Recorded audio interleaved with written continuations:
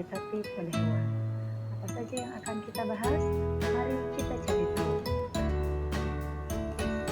Pada materi sebelumnya sudah dijelaskan apa tujuan dari perkembangbiakan baik pada hewan maupun pada tumbuhan.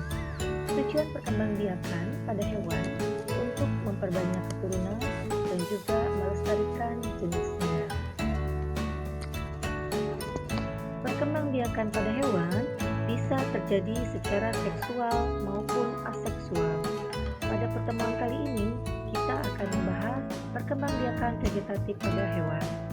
Perkembangbiakan vegetatif pada hewan merupakan perkembangbiakan yang menghasilkan individu baru tanpa disertai proses pembuahan atau peleburan antara sel kelamin jantan dan sel kelamin betina. Perkembangbiakan vegetatif apakah terjadi pada semua hewan? Perkembangbiakan vegetatif banyak dilakukan dan hanya terjadi pada hewan tingkat rendah.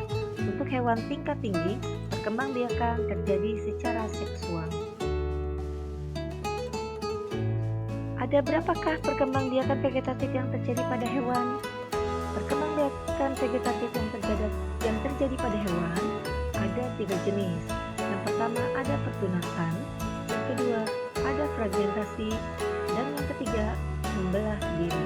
Pertunasan adalah cara perkembangbiakan hewan yang dilakukan dengan membentuk tunas pada tubuhnya.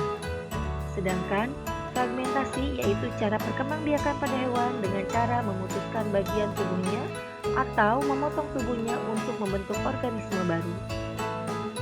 Membelah diri adalah cara perkembangbiakan dengan cara membelah diri dan membagi tubuhnya menjadi 2 bagian yang sama.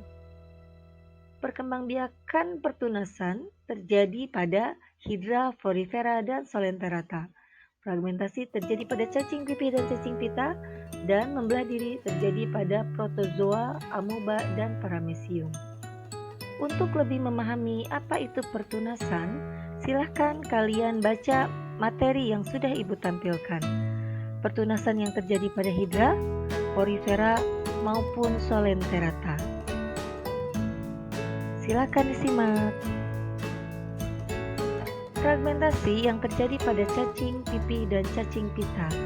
Fragmentasi ini adalah dengan cara memotong sebagian tubuhnya untuk menjadi individu baru. Hasil potongannya akan menumbuhkan bagian-bagian yang belum ada sehingga membentuk individu baru. Pada cacing pipih, pembelahan dengan cara meregenerasi bagian yang telah hilang. Sedangkan secara seksualnya dilakukan dengan cara kawin silang. Perlu kalian ketahui bahwa cacing pipih ini adalah hermafrodit. Membelah diri dilakukan oleh hewan bersel satu, yaitu amoeba, protozoa, dan paramecium.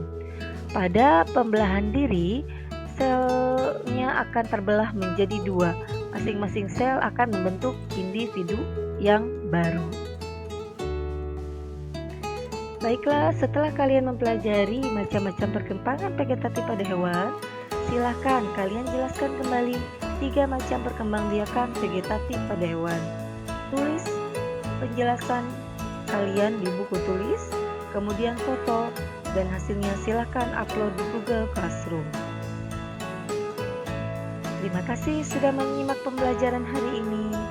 Sampai bertemu lagi di pelajaran selanjutnya. Wabillahi taufiq wal hidayah. Wassalamualaikum warahmatullahi wabarakatuh.